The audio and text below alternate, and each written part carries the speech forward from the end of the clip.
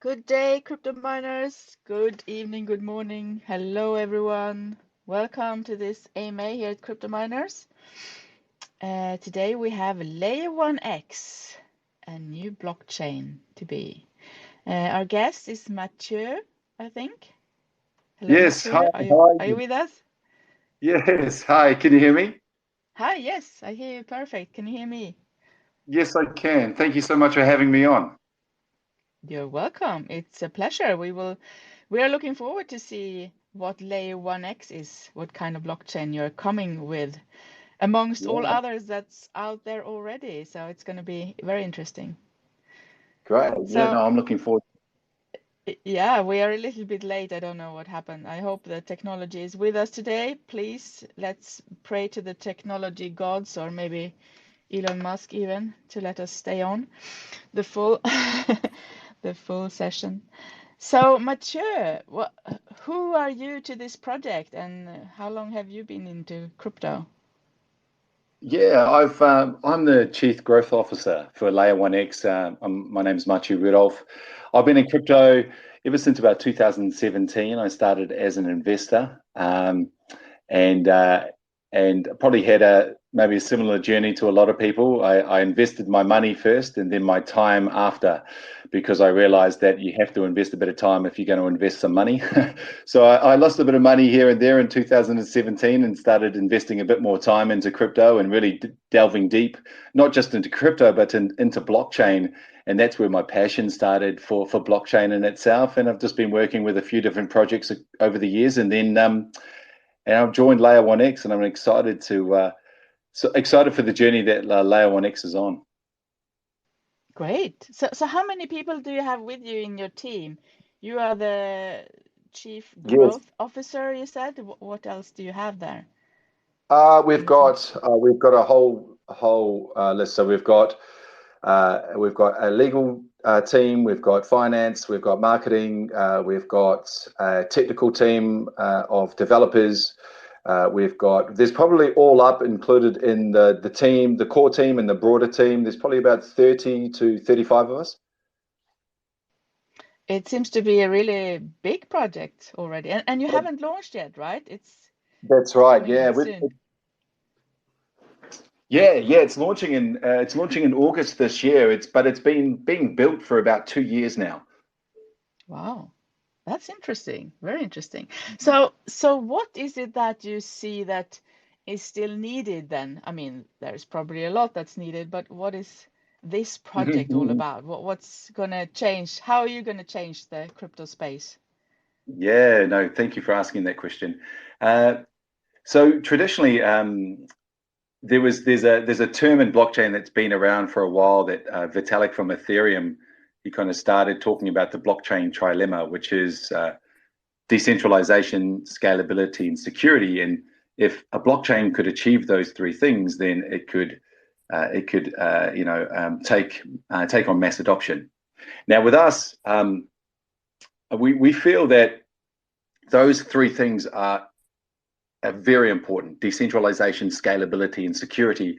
But for us, there's actually four key components to blockchain, and we call it the blockchain quartet.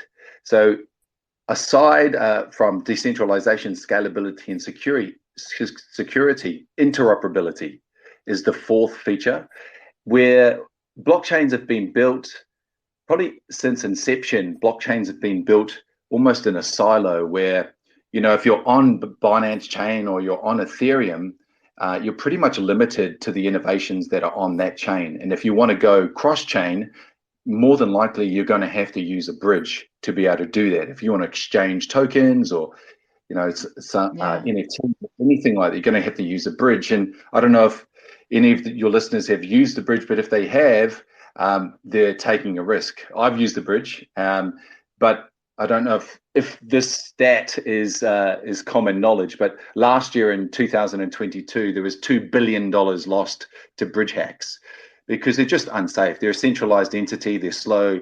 They're expensive, and they're prone to exploitation. And you can lose. Well, I suppose 2022 is a great example of how much can be lost through bridges.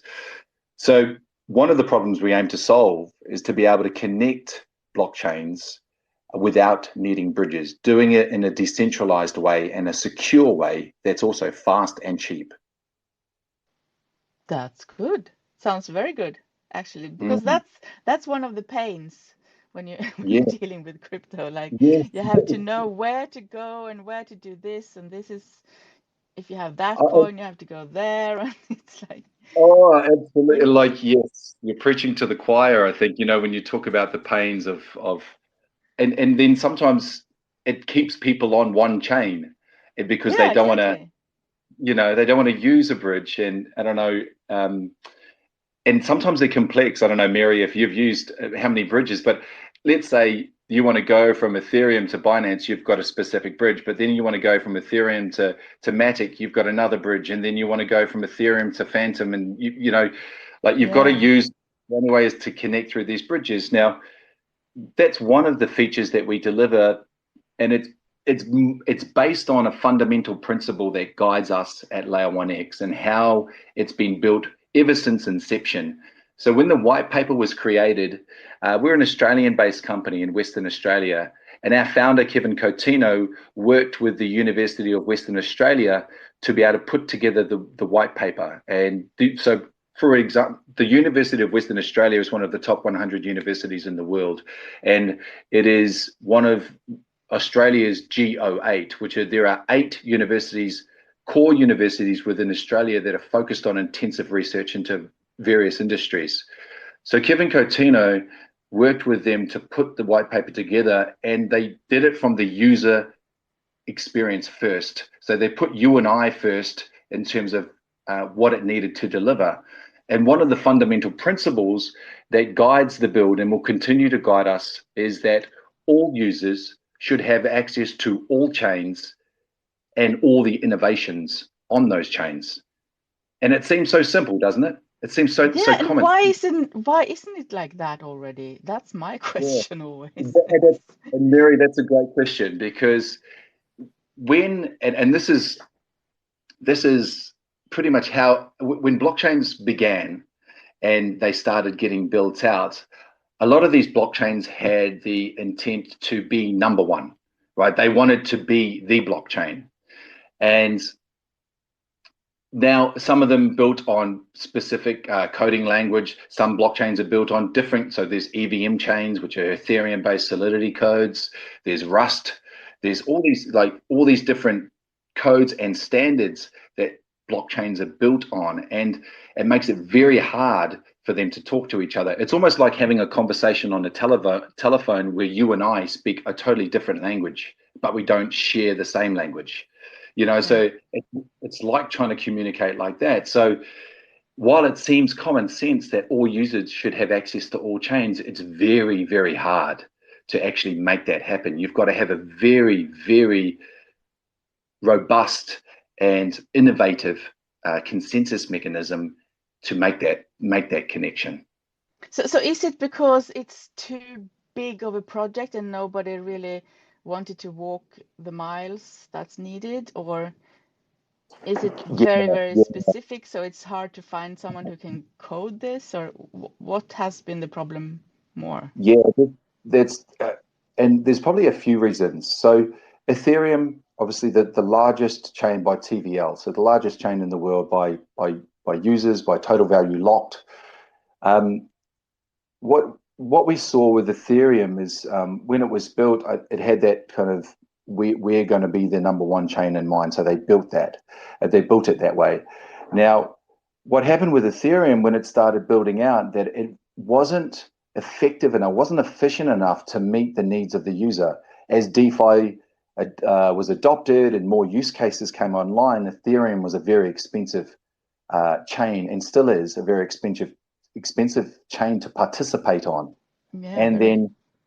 then and when you look at, if crypto is going to be adopted by the whole world, then it's got to be accessible to everyone in either first, second, or third world countries, to have access to that innovation to improve their lives in some way.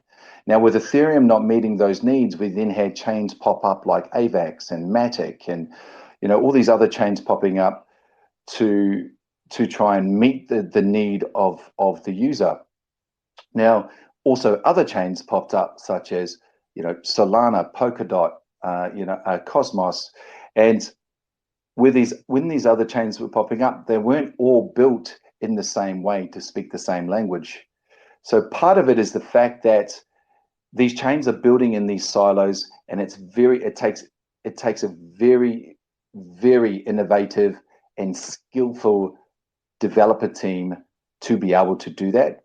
But at the beginning, it takes someone who wants to do that. It takes a team who wants to be able to make that common sense reality of every user should have access to every chain. Someone has to start with that in mind. And I don't think anyone has, or maybe they have, but they just haven't had the skill set yet to deliver.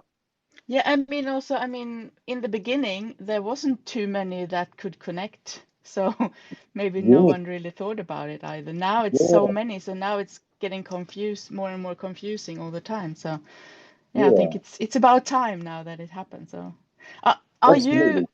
have you like checked your competitors or colleagues out there that may be thinking the same? Are there others building on the same thing, or are you collaborating with some others? So how it was developed is that Kevin Coutinho, our founder, who developed the white paper in conjunction with the University of Western Australia, he started building on chains, and he's already had 3 blockchain projects that he actually built the first blockchain rewards program that is for Australia or in Australia. But in building, he started to come up against these barriers, right? Because he's always had the user first. So when he's trying to develop systems that makes it easy for the user, because let's all agree, like blockchains, it's not going to get adopted if it's not going to be user friendly. It has to have the user first. So what he did is he looked at chains, and he went in deep onto many, many chains, and he looked at the differences in what they were doing and how they were operating. And so, for example, Cosmos, probably one of the biggest chains that their claim to fame is interoperability, for example. So the difference with Cosmos, they use atomic swap, so I won't get too technical, but they use a system where you can transfer between specific chains, but those chains have to be compatible with IBC, which is a particular language or particular system that allows them to talk to each other. Now, the limitation, so it makes it interoperable. However, the limitation is that it's really only built for transferring assets, so meaning tokens.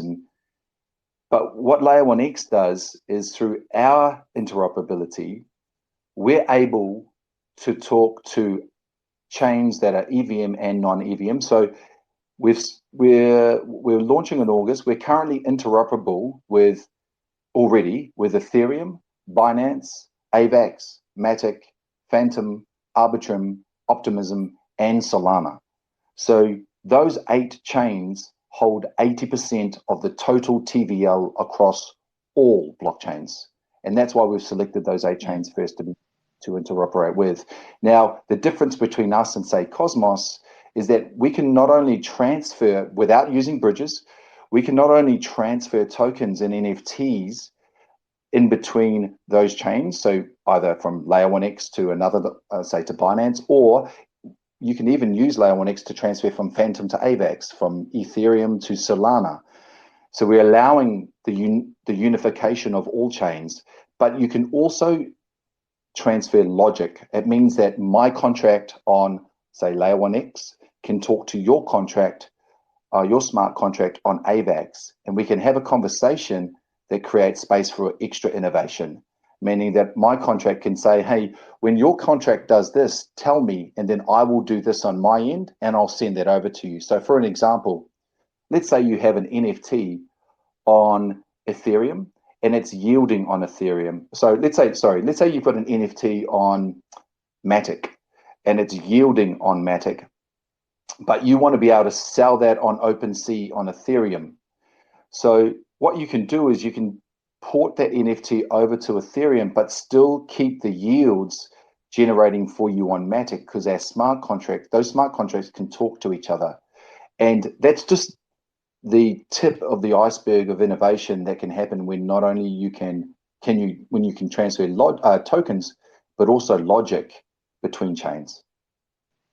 That's very interesting. I mean, what's going to happen, or what has to happen so people can, well, the mass adoption can happen and everyone can start using this, is that they don't really have to know it is a blockchain that they are using. Yeah, It should just be easy to use and a absolutely. thing to use that they need to use, or find a need for, because still now in blockchain or in crypto there's so many nerds or like you have to be a nerd to understand what you're doing because it's so complicated. So yeah, I'm looking forward to maybe in 3-5 years to have all this happen. Well, it's funny you mention that, Mary, because these blockchains are built in silos, there's also, it limits developers as well. Because let's say I've got a project, and now do I go to Ethereum where it's got a lot of users, but it's high fees? So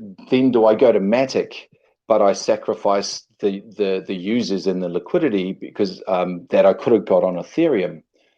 And this is a symptom of the fact that blockchains have been built in these silos and they don't talk to each other. And really, developers should be able to say, I want to be able to access all users and do it in a fast and in a cheap and safe way. They should be able to say that, because if they want to build anything around the user, as you say, it should be an experience that you really, there's no learning curve at all, or if there is, it's very little. At the moment, there's a massive learning curve to try and adopt crypto and use blockchain for the average user, right? And that obviously it keeps a lot of people away from using it. But it should be the same as when you use an Apple phone now. You download an app and it can do some things for you, but you don't know how it works. It just works, Yes, exactly. Yeah, exactly. And it's funny you mention that. So with L1X, so let me paint the picture of the user experience with L1X, but I'm Sure. going to use a term that people are familiar with. So let's say Binance Chain. There's a lot of users on Binance Chain. So imagine you're on Binance Chain, and imagine that you can send tokens between any chain. So you can send tokens over to Ethereum, you can send tokens to Fantom, you can send tokens from Solana to Binance, and you don't have to use a bridge at all. And it's faster, it's cheaper, and it's safer than anything that in the market right now. You can do that. Imagine you could do that in Binance. Not only that, imagine you could also, that the fee you were going to pay on Binance for any of those transactions, and when you're using Binance, are never going to be more than 1 cent. Imagine that. Now imagine also that Binance has a wallet where you can keep all the tokens in that one place from all of those chains that Binance connects to. Not only that, that you could use the BNB token, which is the gas fee on Binance, you could use that to transact on Ethereum. You could use that to transact on Fantom. You could use that to transact on Solana. Now, if you're on Binance Chain, you would have to imagine that. But that is the experience for L1X. That's the user experience that we bring. That's where you exactly what I'm looking for here. Exactly. Yeah. And it's no surprise you say that, because I go back to the beginning, is that this is built with the user in mind. If there's going to be mass adoption, then it has to be with the user at the front of it, you know? Yeah, most blockchain, we had a lot of blockchains coming through here, and I interviewed lots of CFOs, CEOs, and everyone in the blockchain's core teams. And it seems to be that the blockchain so far, they are built for developers to develop on, So, I mean, every Yes. one of them needs great developers that can see the future, and they just have to wait for them, or I don't really know how it's going to work, but Yeah. we need No. a blockchain that has everything, I guess. I hope we get Yeah. it. Well, it's funny you say that, because we're also built with developers, but we're built to enable developers to build something around the user. And really, that's what developers want to build, something that people will use, something that will actually be adopted, something that will, that will either change the world or have an impact in some way. And not only so, because Kevin Coutinho, our founder, he's been coding since he was a kid. And so he's been a developer and had that developer mindset, but he's also got that unique ability to see it from the user as well, which I think is sometimes rare. That When must you're be rare, yeah. That must be Yeah, very, really and, rare.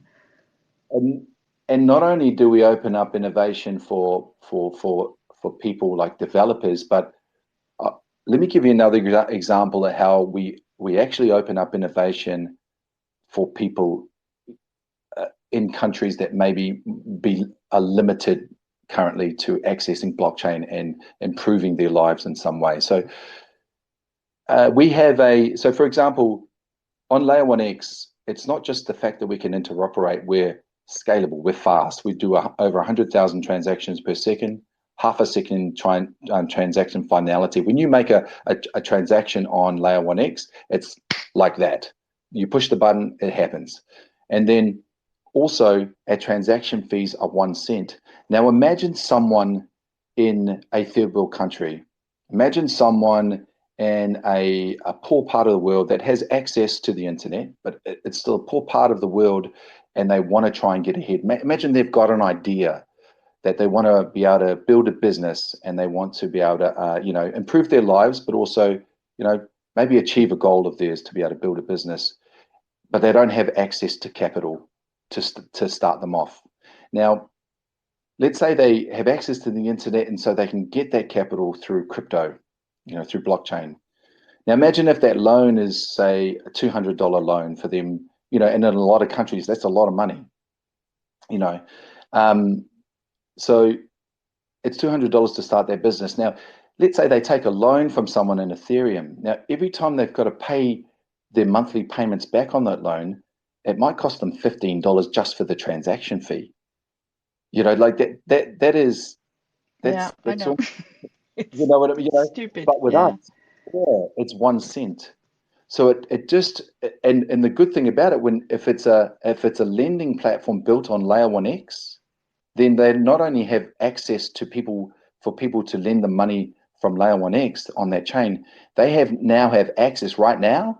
They've got access. They could take a loan from someone on Avax, from someone on Solana, from someone on Binance, because we're connected to all those chains. So now they have access to all that liquidity to be able to fund something that they want to build, outside of the blockchain. And then when they make their monthly payment back, it's only going to cost them 1 cent to make that payment. And now that dream becomes financially viable.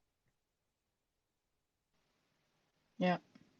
And you also claim to be the fastest, right? Yep, the fastest interoperable blockchain. So we have. Oh, sorry, No, Maria. go ahead. Go ahead. Yeah. So we can already, with our testing, we can do over 100,000 transactions per second, and we will look to continue to build that for even more, hundreds of thousands But of how transactions. many do you need to do every second? Yeah, I mean, yeah, it's a really good what's question. normal? I mean, there's the Yeah. Visa card and MasterCard that they are always comparing to how many they do. But I mean, yeah, Yes, do you really need that many? Is that that's a really good question, right? So at the moment, because blockchain isn't built for mass adoption, because we're in the silos and it doesn't really give access to everything.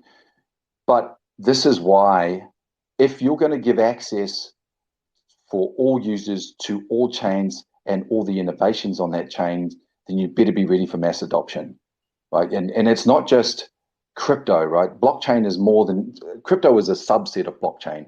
What we do is, so because we offer not only the low transaction fees, the high scalability, the interoperability, we're also a highly decentralized and secure chain, meaning what we do is we add validators. So every chain will have a full node, right, that will help process the transaction and keep the state of the blockchain.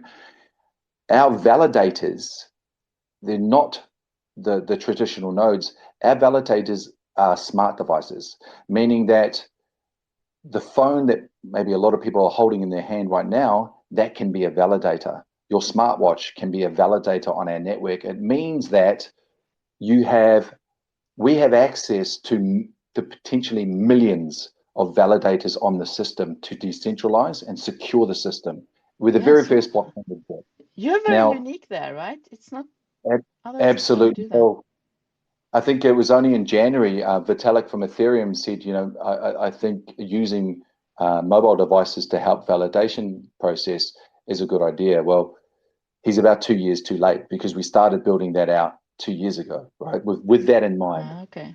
Now, with the scalability, because we have all these features, now we start to drop the barriers for industries that are yet to adopt blockchain or are hesitant, right? So IoT devices, for example, Internet of Things, there's the devices that listen to us, right, and want to talk to each other and send data.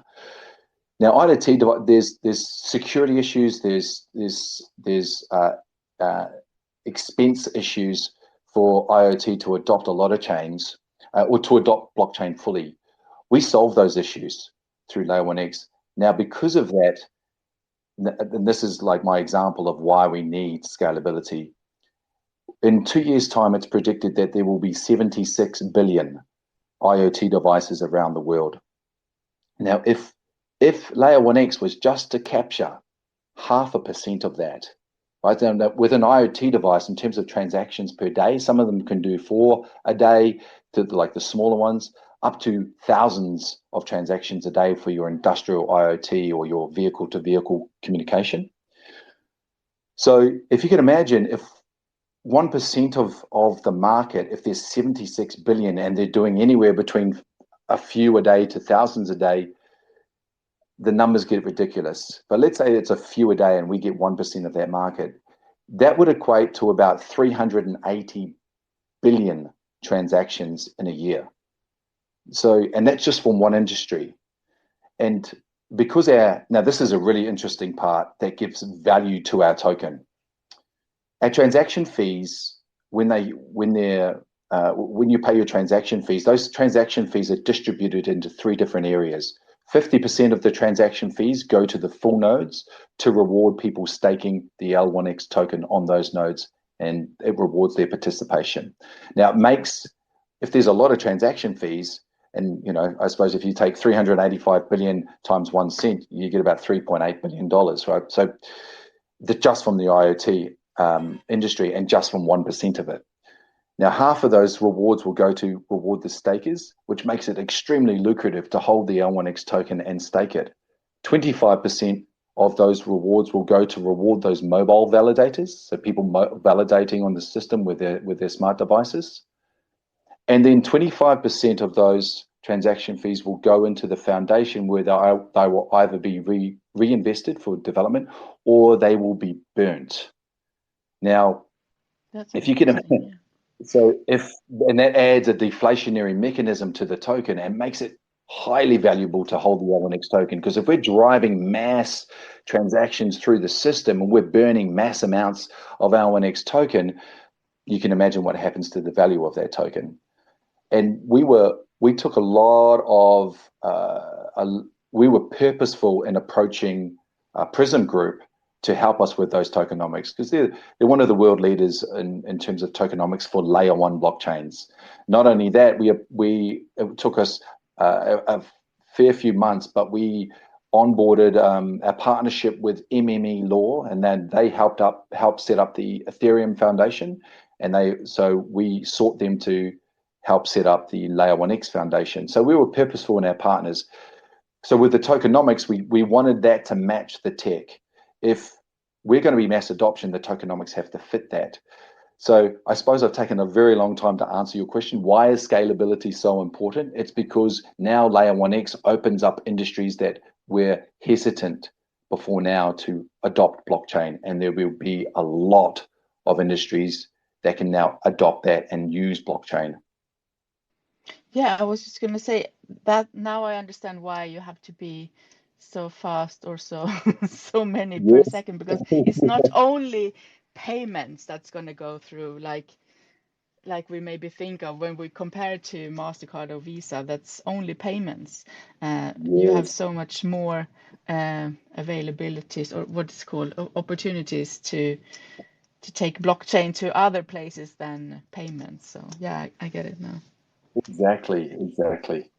But another question that I got in my head while you were talking is, you said it's going to be good to hold the token and stake it, but and also to be these nodes to help with the nodes with your phone maybe. Don't you have to have tokens and stake them to be able to do the nodes or to be a node? So for the full nodes, yes, and it's very cost effective to set up a full node on L1X. I mean, I think that we're estimating it's about, compared to other chains, ours is about $1,500 to set up a full node and about $75 a month to run that node. It's very cost effective compared to a lot of other chains. It's a fraction of the price compared to a lot of other chains. So we make that accessible. We try and make as many things accessible to as many people as possible in terms of participating. Now, with the mobile devices, they act as validators. Now, here's the cool thing about that, is that your mobile device just needs to be, we've got an L1X wallet. So the L1X wallet will have all the tokens from all the chains that we're interoperable with, and you'll be able to use the L1X token to transact not only on L1X, but Ethereum, Binance. You don't have to have ETH and BNB and Fantom and AVAX in your wallet just to transact on those chains. It'll just be one token. That'll be L1X in the wallet. Now, because you're operating the wallet, your mobile phone automatically becomes a validator because you're participating in the system. So you don't have to have an app open. You don't have to do anything to actually participate and be a validator in the system. And it gets back to what you were saying before, is that sometimes I just want to participate and not know I'm participating. You know what I mean? What it does, it allows you to validate while you're interacting with the system, and it'll pay you rewards for being a validator. So it makes it very easy for people to participate and be rewarded for the participation as well through validation. So you get double then. But what other incentives or utilities will there be for the token, if any? Yes, yeah, really good question. So one is the staking of the token on the full nodes. Now, as I said before, mass adoption, opening up a whole range of industries, will get a mass amount of transactions going through, which those transaction fees will feed towards feeding rewards on the nodes. Now, also 25% goes to the foundation, where they're either reinvested or burnt. Now, with that deflationary mechanism, that'll automatically add value to the token as there's less supply, and then we continue to burn more and more L1X. But the third addition is, and I touched on this before, but imagine having a wallet, the L1X wallet, where it can connect, and we've currently got 8 chains, but we'll continue to build more and more chains. We have the ability to connect to any chain. All we're doing is being selective on which chains we connect to first, where most users and most activities are happening. So as we continue to build out and add more chains, the L1X wallet will continue to adopt more chains and the ability to hold more tokens in it. Now, remember I said that the transaction fee is L1X token. So you don't have to have those other tokens in your wallet to transact on those chains, the L1X token. Now imagine millions of people having the L1X wallet and that L1X token. And imagine everyone, say, has, I don't know, $20 worth of L1X token in their wallet for transactions. Now that $20 times it by the amount of users. If you've got millions of people holding the L1X wallet, and on average each person has $20 worth of transaction fees, then that's a massive utility and a massive value driver for the L1X token. They're almost in a semi-locked state because you're waiting to transact. And as you transact with that token, you'll replace it with more L1X tokens to make the next transaction. And so that's a utility never seen before at that level in terms of being a L1X token. Yeah, I'm very intrigued. I want to. How can I buy this? No financial advice, guys. Do your own research. Yes. Mary wants to know where to buy and when, because it's not Well, launched yet. You can't buy it now, right? No, well, this is the beauty of your timing right now. So we are built for mass adoption and mass users, and we have a value that we hold dear to try and include and be inclusive of as many people as possible. We are currently in our private sale round. So normally what you'll see is you'll have a private sale round, and then you'll have a public round, and then the token will launch. So we're in our private sale round right now. So it's really a round that is normally reserved for VCs, venture capitalists, the big corporates, right? They usually come in at this round, and then all the smaller holders and the retail holders, they come in at the public round, and then when it launches, the VCs all dump on them, and then VCs make money, the little guy the little person loses money, right? So we're flipping that around. Good. We're actually open. Yeah, exactly. My thoughts. We are on the same page. So It's a people's blockchain. absolutely, and because it's built that way. It's built for mass adoption, and why should everyone not have the opportunity at least to have a piece of it at this level, right? At normally reserved for the corporates. So we've just opened our private sale round, and the token price at the private sale, it only opened in the last, I think it was 24 hours ago, and we're opening it up. We're probably going to open it up for about a 2-week period, or maybe less. It depends on the demand, right? So we've got Is it for basically everyone? Everyone who wants can participate, or? correct. So I will. I don't know if we've already sent the link to you, but I can. Did we send the link to the private sale round to you at all, Mary? If not, I can put it in the. I might get one of my colleagues to put it in. Please send everything to me. Yes, yeah. So let me give you an idea of the opportunity for you and the people listening. Is that Is the a token? minimum or a maximum buy? There is a minimum buy, but the minimum is only $100. Okay. And the maximum, there is a maximum. The maximum is 50,000. So we're taking into account, sometimes you're going to get a minimum of 5,000, right? And for a lot of people, that's just not possible. So that you can get in at this level where the token price is only 10 cents for the token. When we go to the public sale in June, July, the token price will be 50 cents, but you can get in now. And then when we launch, isn't that scary then for dumping and things happening? No, well, that's a really good question. So the opportunity normally reserved for the VCs at a private sale round will always have a vesting period, right? So there is a vesting period attached. So it's a 10-cent token price. It's vested over 15 months. So you will actually have, but it's equal amounts each month. So it's 1/15 a month from launch. So you'll have your first 15th in there at when we go to launch, and then every month you'll get 1/15 after that. Now, if you take into account the token price is 10 cents, at the public sale it will be 50 cents. Now, 50 cents valuation, it values the blockchain. Now, this is the fully diluted valuation, which is 500 million. But the circulating supply at launch is only going to be 10%. So it's got a market cap of only 50 million.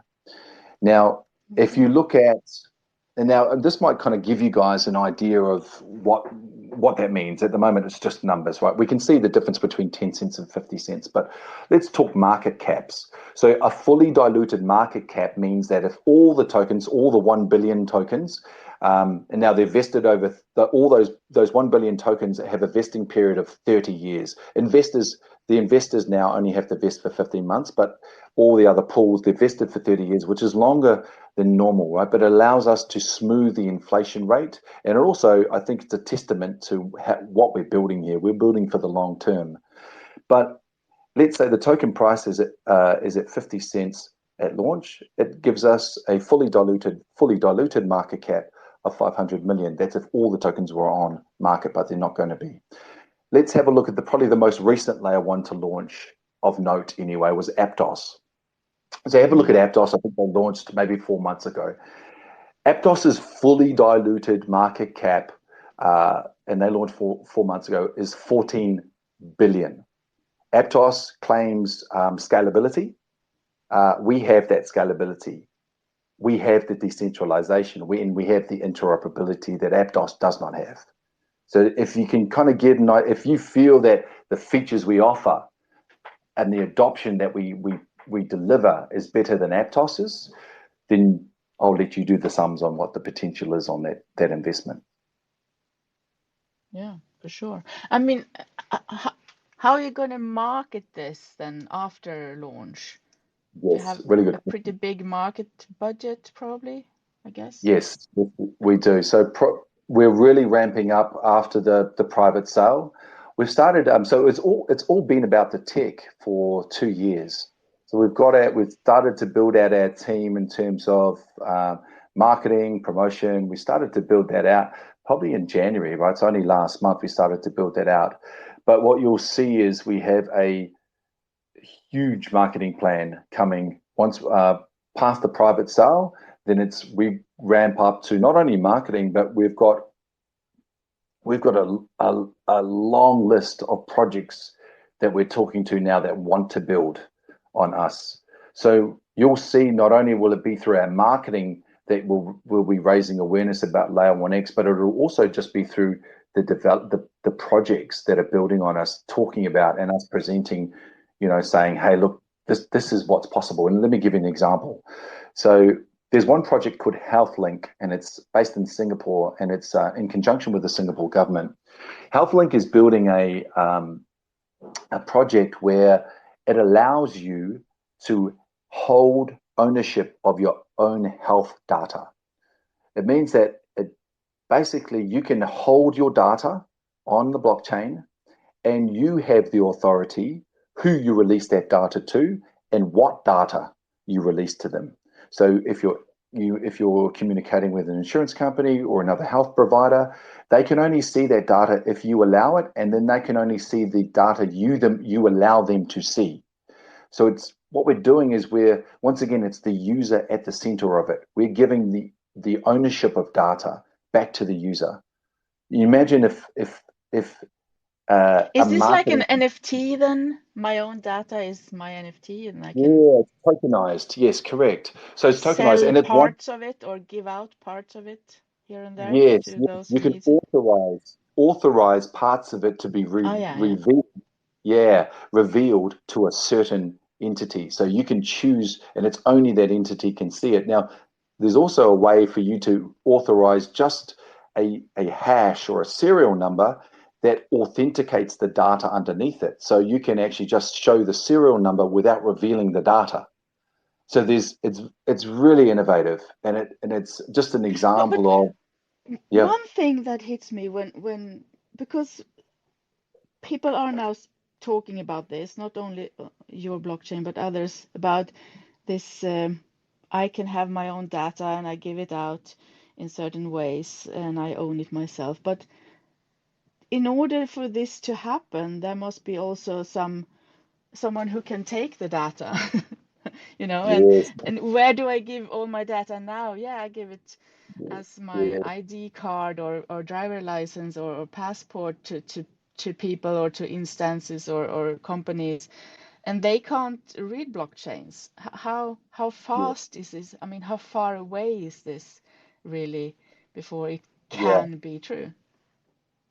Well, and that's probably one of the powerful things about the interoperability of L1X is that your L1X wallet will not only hold tokens, it will not only hold NFTs, it will be able to hold data. And so what happens, because these blockchains are built with different codes and built on different standards, it's very hard for the blockchains to talk to each other. We've solved that problem.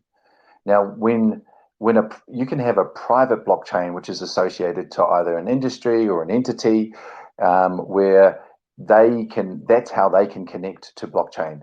Just a very simple private blockchain that allows them to basically talk to another chain. Now, they're limited in who they can talk to. Right? Let's say they only know one language, for example. Because we are multilingual in that kind of metaphorical sense, that we can talk to them And that means they will identify who you are if you're a layer 1x wallet holder. We can talk to another industry that has a private chain connection, and we can talk to them too. And so that means they can recognize your wallet as well. No other chain is going to.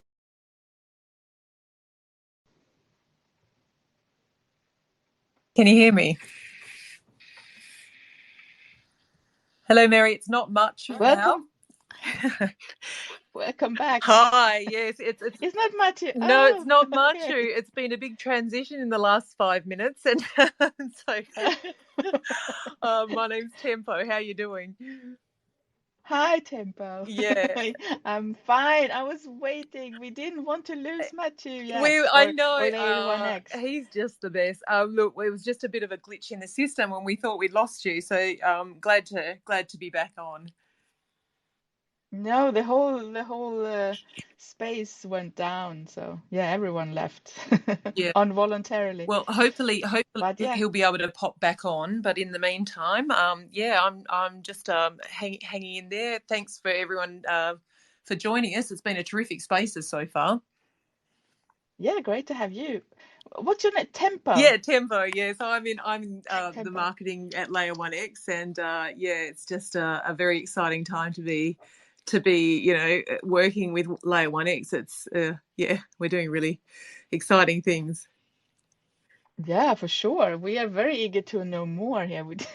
It's really no financial advice in here, but we like it so far, what we heard. And so have you been with the team the whole time also from the 2 years? No. So Layer 1X, you've heard quite a bit about our founder, Kevin Coutinho.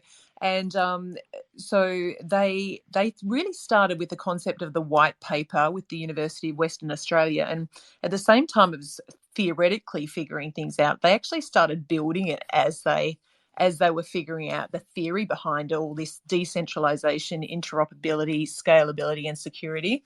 And so being sort of in the developer and on the intellectual side of the whole exercise, they just kept building in stealth for the last 2 years. So it's only when sort of Kevin and the development team have kind of really felt, instead of marketing on a promise and marketing on, an idea, a concept, and a belief system, they actually wanted to not really release anything until there was something to release, until they actually had something that worked, something that could deliver on sort of the promises that they were building. And so it really wasn't until the start of this year, literally in the last 6 weeks, that a lot of the sort of the marketing has come on board. So we've been talking, for a few months, and the marketing's only really been looking at sort of building out relationships with communities and doing things quite gently on the lead up to the private sale,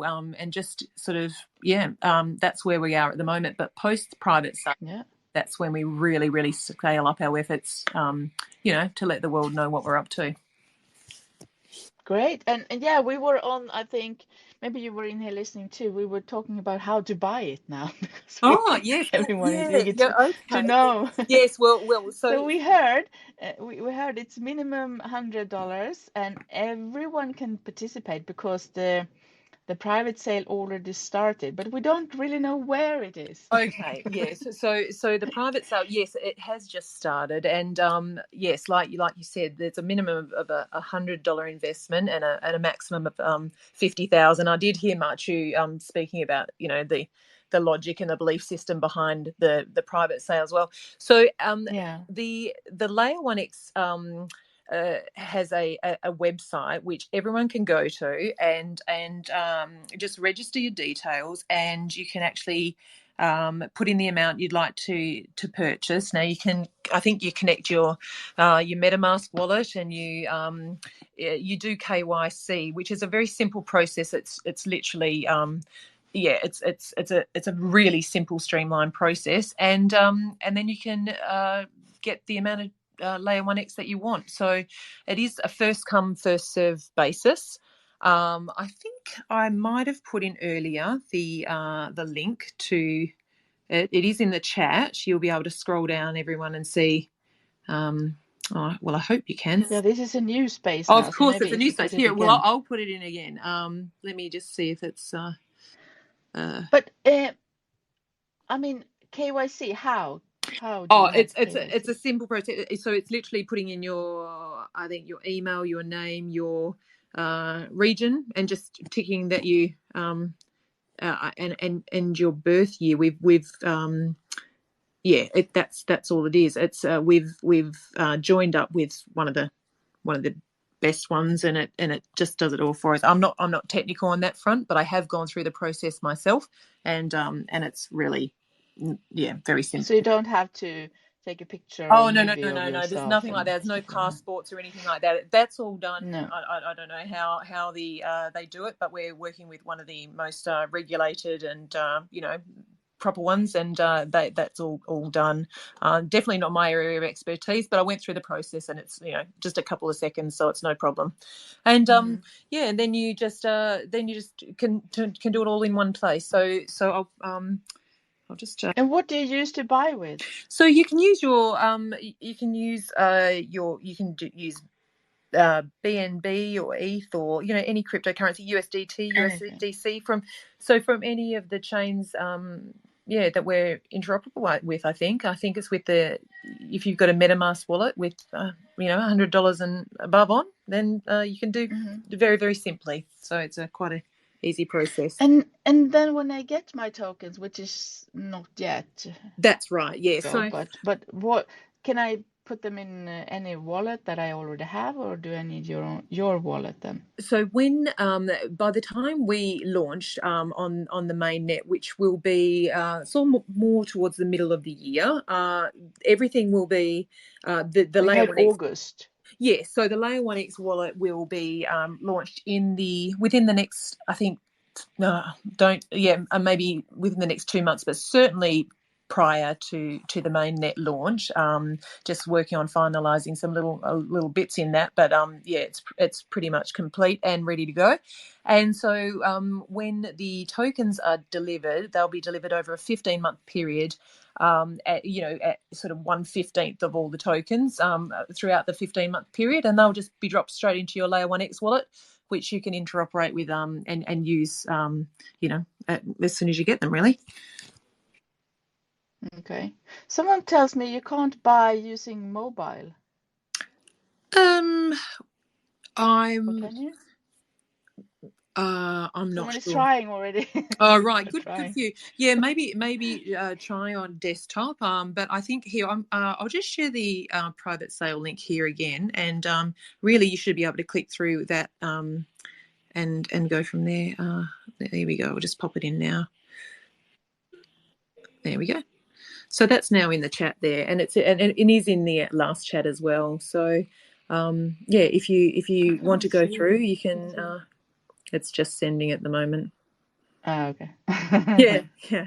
Everyone's eager, but it's gonna be vested, right? For, as you said, 15 months. That's and right. Then you have it all after that. That's right. Yeah. And that makes sense.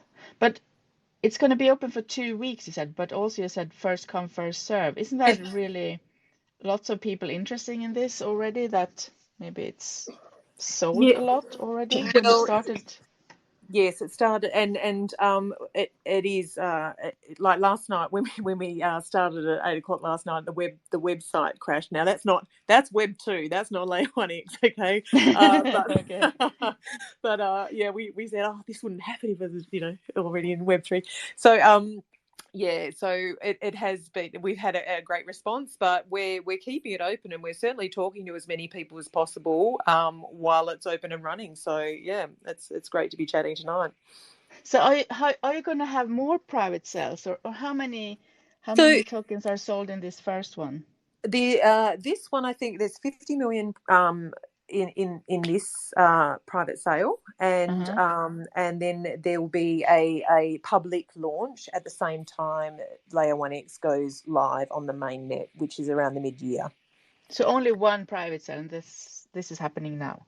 Yes, that's right. Okay. So this is the private sale. So there was a seed round which allowed the development for the last 2 years to develop the protocol to this point, and then we're focusing on obviously bringing in community and launching layer 1X to the main net from this point. Mm-hmm. Okay, and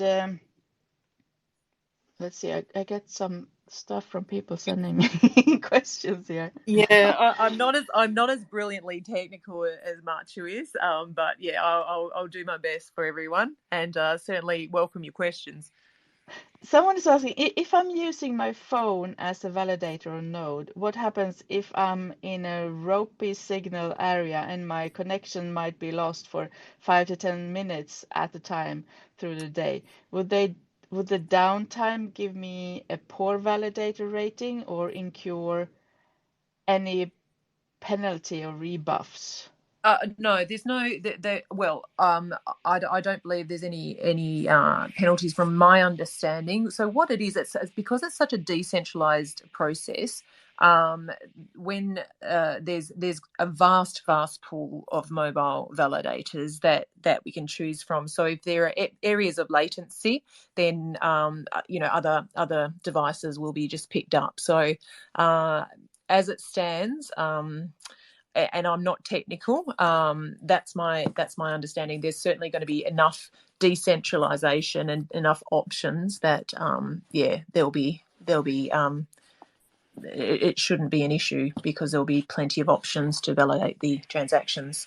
Micro validation. So they validate. I was trying to get to your white paper, but I can't if I don't put my email address. Is that how it's going to be always, or is that just something right now? Or so that's just at the moment though they're doing that just to see where people like just to have a look at what people are most interested in. The light paper I don't believe needs any sort of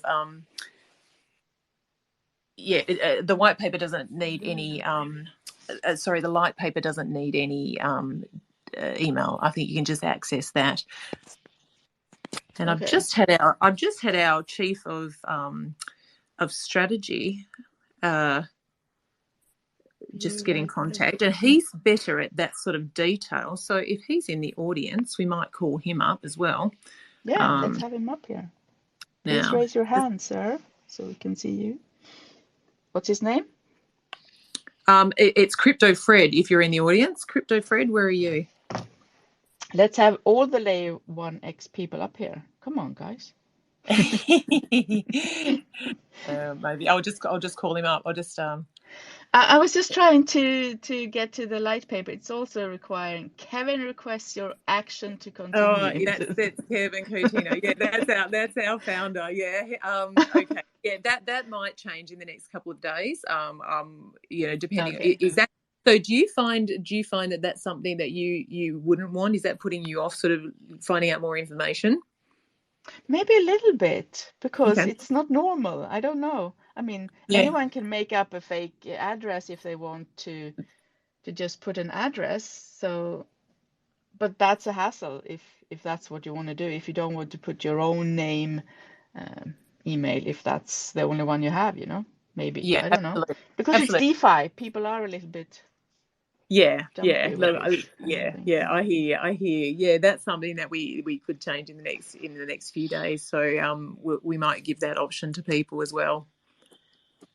All right. Because okay. I'm just messaging in the background, but keep shooting off questions because I can a lot. we have another one here. You mentioned the interoperability of tokens and NFTs. Would I be correct in thinking that layer 1X could potentially be used as a mediator for supply chains? For example, I think Walmart use VeChain for their supply chain if they were to partner with someone else. 1X. Yes, I know that we are in talks with companies that are very, very entrenched in the whole supply chain industry. So that is most definitely something that we have capabilities to do. I don't have specific details that I can give about particular projects that we're talking to on that front, But yeah, supply chain is something that this Oh, technology. wait, the question continues. It Oh, wasn't okay. done. So if they were to partner with someone else, like another company which wanted to implement a blockchain but found layer 1x more suitable, then would it be compatible with accessing Walmart's existing supply chain? Well, so if the I think so.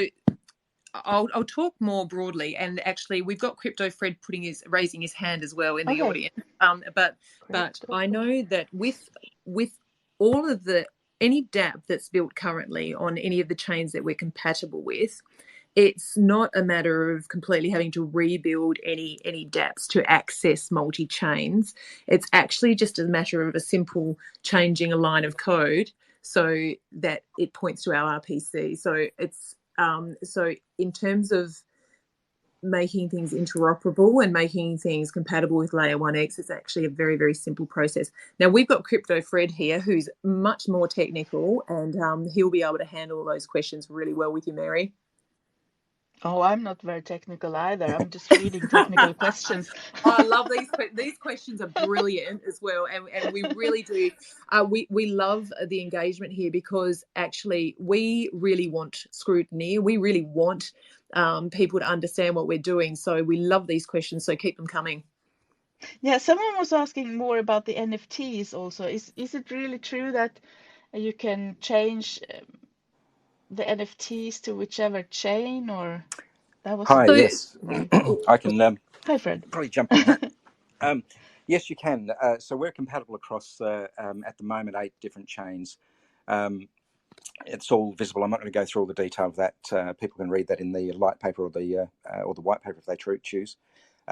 So you can actually, the system that we're implementing, okay, the protocol will enable people to transfer NFTs cross-chain, okay, and they'll be able to do that for very low fees. Those fees will be less than a cent. So, to answer your question, yes. Yes, so I can have whichever NFT from from those chains that you are that we're compatible adding. with. Yeah. So Yeah. if you look at the number of chains that we've got at the moment, we've got 8. We've got another one coming along very shortly, which is Solana, and we'll continue to build out the other chains. We're already able, with those 8 chains, to access about 80% of the TVL out there in crypto. Yeah, those are the big ones. But there come new chains all the time. How are you planning to implement maybe 1 or 2 or all of them? Or what's the criteria itself, for you to? We've got some of the best developers in the world. In fact, probably one of the best geniuses I've ever come across in my entire life, who's working on this. Now, to add a chain generally takes him around about a week to code it, and then probably a few weeks worth of testing. So by the time we launch, we should have quite a few more chains on. So it's a matter of prioritization. We need to determine whether it's do we want to add chain X, whatever that might be. The key here is that we're not competing with other blockchains. We're simply uniting them. That's something that's absolutely key to our to our vision. That's very, very good, I think, to understand. And that's, as I said in the beginning, that's something that's, I think it's very needed because it's too many things to it's too to consider. And if people out there have anybody listening who's lost money on a bridge because they've handed over the control of their tokens, or they've put it onto the wrong network, they'll never get their funds back, and that's because you're handing over control to a bridge. You put in the wrong network, you lose your funds, and that's it. You've just lost it. Good luck. Whereas if we are able to connect between chains, so directly into the blocks of each chain, to be able to enable those transactions to occur.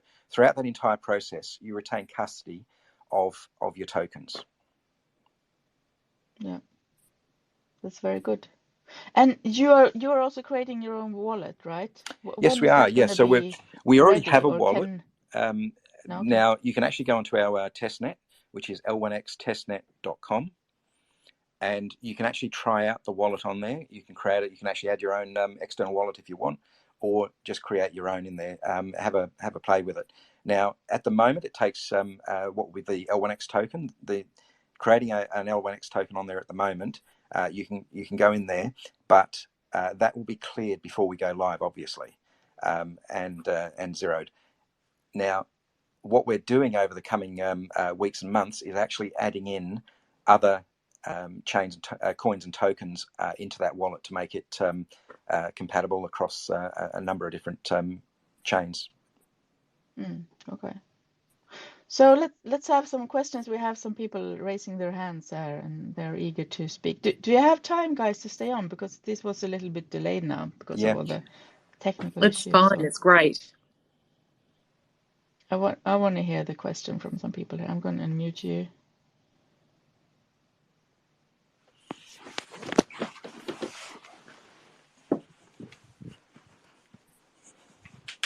Let's see who comes first. I unmuted Kinder, Official, and North. Hello, can you hear me? North. Yeah, can you hear me? Can you hear me? Okay, let's start with North. Hello, can What's you your hear me? question, North? My question is Okay. Should I go ahead or I should wait? I am new here, but my question is that if I want to invest or buy token here, what's the security? Do you have your microphone on, North?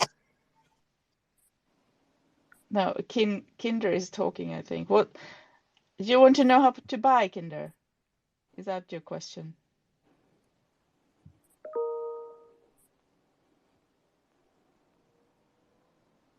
Okay, we talked about how to buy already, but let's have North up here. North. Yeah. Thank you very much, Mary. All right. So my question is, since validation has to do with fairness, like their activities being scrutinized to ensure fairness. So how exactly would you be scrutinizing these smart devices to ensure that they accurately validate transactions? And secondly, how exactly would you be paying the validator since they are not being done by person, but majorly smart devices? Would there be like a static percentage to be given to all of them, or would it be based on the number of chain transaction we validate? So the validators are actually selected at random from those that are available. So I did hear a question come up before about the actual validation side. So as I said, they're selected randomly from those. They could be near you, they could be in another city. The rewards are actually issued to those to those validators based on the transactions that they validate. Okay. Now, if somebody drops off, their phone runs out of power, obviously they're not going to receive any rewards for those validations. But it is selected at random. It's not something that you can actually put your hand up and choose to do it. It's something as part of running the app on the phone, which has a very low overhead. You are selected at random, and as a validator, and and it could be 10 people around you or 100 people around you that actually participate in that validation. Oh, so are you trying to introduce maybe an automated system that would still work even if a person's phone is dead? Because the AI actually being introduced into the space. So would you plan to do that to actually help even when a person's phone or the smart device is off, it could still validate? Can I get you to ask that question again? I'm not sure I heard it properly. Yeah, I said, would you be having an automated system that would allow validation even when the phone is off, like in the future? Let's say I'm validating with my smartwatch. If a phone is off, it can't be a validator. So somebody else, another phone will be selected that is running. All right. Thank you. And just to add, by the time we launch which is around the middle of the year, we will already have in excess of 1 million validators on the network. We'll also have the back-end nodes that, and I'm not going to try and go into the actual to how that validation occurs, but there'll be about 5,000 nodes out there in the back end that will conduct that validation process with the mobile devices. All right, all right. Thank you very much. Thank you, Mary. Thank you, You're welcome. North. Good question. So if I want to be a validator, can we go through again? Because there are lots of questions about that. It costs $1,500 to start, and then $25 a month. Was that correct, Fred? I don't know those numbers. Where have you received them from? Oh, I got them from Mathieu, or maybe I was hearing wrong. Okay, I think what you're referring to there is probably around the nodes, and I don't believe any numbers have been put out for cost of running a node. But we L1X will actually run those nodes initially. After we launch, once we're comfortable with how the network operates, we will then select people who obviously apply to us to actually run a node. Okay. Okay. So you run it first? No, we run the nodes. That's the back end. Okay. The front end validators are the mobile devices. Okay, such as your phone sitting there. You can be a validator just by having the app on your phone. Okay, there's no cost associated with putting the app on there. What you will do is you'll utilize that app for microtransactions, or simply as you do today for paying for something with via your phone. And in doing so, you automatically become a validator, and you will also earn rewards for purchases you make, and you can earn rewards for being a validator on the network. Okay, so do you want also your token or coin to be able to use as payment? You can literally use any coin that is compatible on the network to make a payment. Ours is really a utility token that people hold to conduct the transaction on the network. So the 1 cent of the for the transaction fee or less is actually used. That comes from the tokens, the L1X token. Okay. All right. I also brought up official something. I can't read. Official nice. Okay, official nice. What's your question? Yeah, thank you very much. My question is, does Layer 1S has a referral program in the project, and how does the user join in? Thank you. Right. Sorry, can I have the question again, please? The question is, does Layer 1S has a referral program in the project, and how does the user join in? Oh, sorry, referral program. Absolutely, that's easy. Yes. So for the private sale that is going on at the moment, yes, we do have a referral program. You can go onto the website and register for a referral code, and then pass that out to individuals that wish to invest. It's also important to say here that we are in the private sale phase. So this is normally only open to very large investors and venture capitalists. If you go out across many of the launches, crypto launches out there, and ICOs, etc., normally a private sale round is only held and opened for those large investors. We are opening it for small investors because part of what we want is we want to be able to give access to this sort of capability, the protocol, to the general public. We think that's really important to enable the spread of the token out there in the world. Great. All right, thank you. Thank You're you, welcome. Official Nice, for your question. All right, I think we have been here for a long time now, and partly because of some technical issues, but I don't want to hold you too much longer because I know it's very late over there in Australia where you are. Maybe you are not from Australia though, Fred. You sound more British. I don't know. No, I'm actually Australian. No, it's only 8:30 okay. PM, so. Sorry no, about I'm very that. much Australian. So I have worked in the UK for about 11 years. So hence there's Maybe a little that's bit what I can hear. Yeah. Absolutely. Okay. Yes. So someone is asking, when is the wallet going to launch? So at the moment, the wallet is is under test with the L1X coin, but it will certainly be available pre-launch for people to actually receive their first issue of the tokens from the private sale. And by that stage, we'll have a number of other coins and tokens available on it. Very good. And we'll also be working through hardware wallet integration as well. Okay, nice. I would like to invite you back here when it's maybe closer to launch also, so we can have even more information. I'm sure it's going to change some information, new information coming, and some new features as well. So it would be lovely to have you back, guys. Can you tell me We'd love also? to. Oh, sorry, what? No, we'd love to, and there's so much happening. Like there's constant updates, so yeah, plenty to talk about. Yeah. I Well, feel I the could best be here suggestion I another can, hour with you guys, but yeah. Look, I'm happy to answer if there's any other questions. What I will add is that I would suggest that people jump onto our Discord server.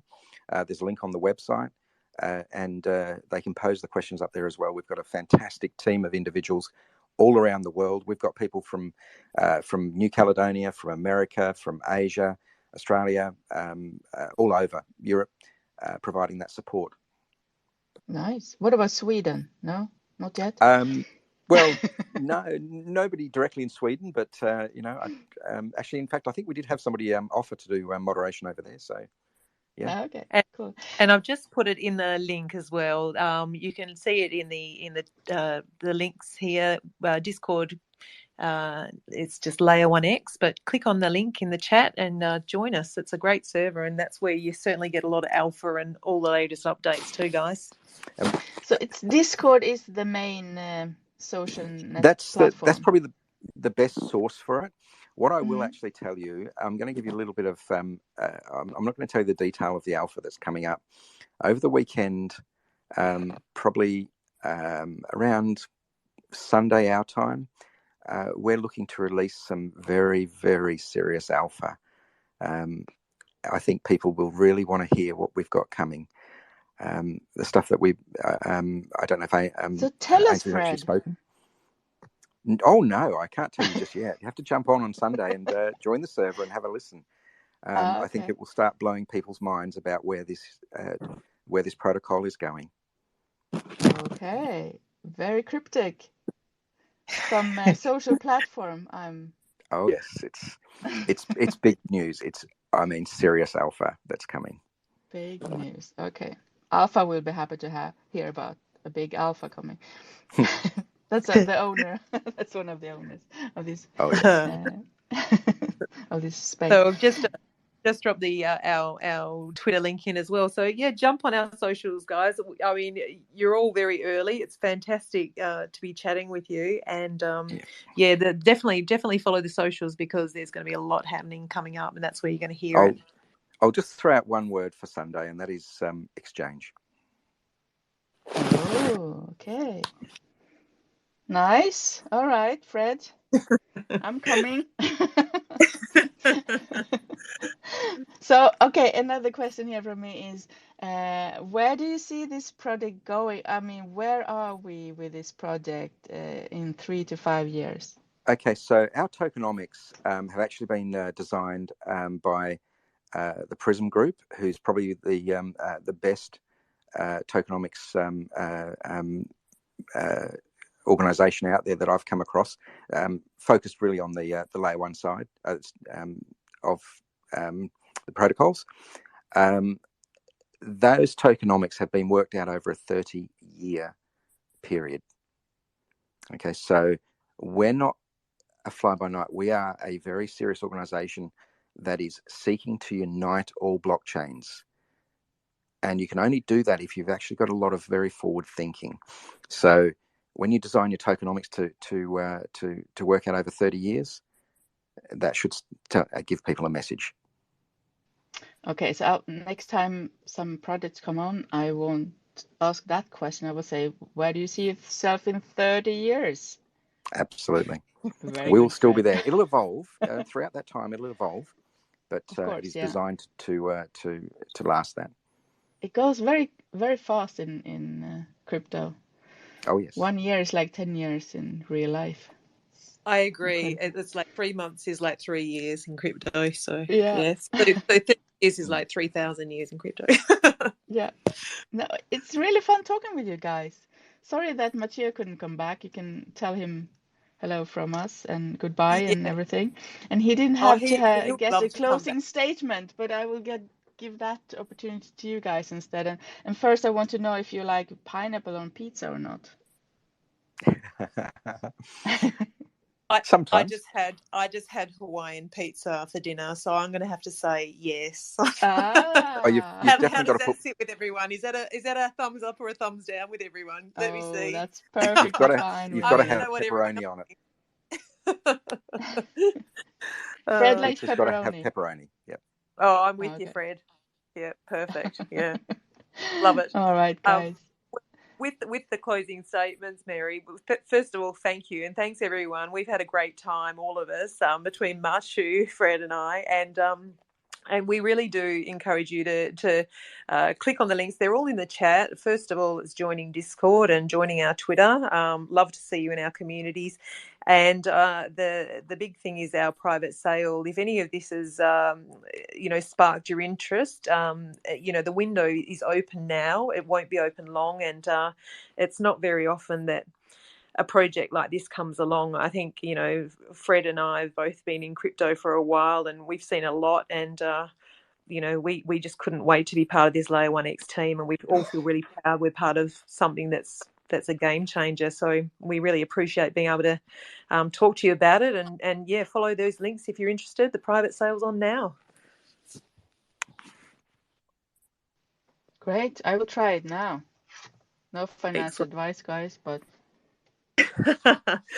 no, yeah, none from us. But thank you. We're really proud of what we're doing, and we're really excited. And we'd love to come back and chat with you another time. yes, please do. Bring some friends.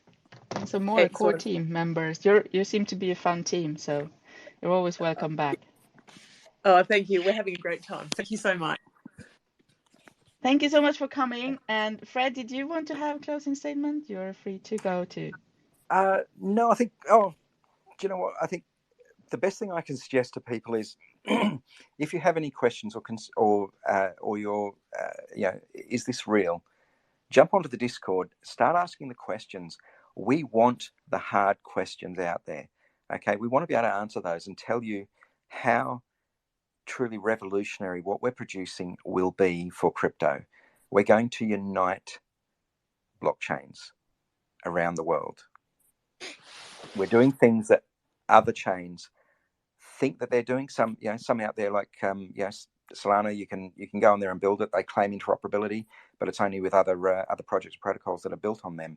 When we talk about interoperable, we're talking about the ability for multiple blockchains on different networks to exchange and leverage each other's data, whilst they're seamlessly transferring those digital assets or executing smart contracts cross-chain, and most of all, most important, without handing control of those assets to a third party such as a bridge. So, as a closing statement, let us show you how we're going to do that. Very good, Fred. Thank you so much for coming, Fred and Tempo and Mathieu as well. And sorry for the mishap with the technical things, but yeah. No problem. It's been a pleasure. It happens. We blame Elon Musk for that always. All right, guys. Hope to have you back soon. Thank you for coming.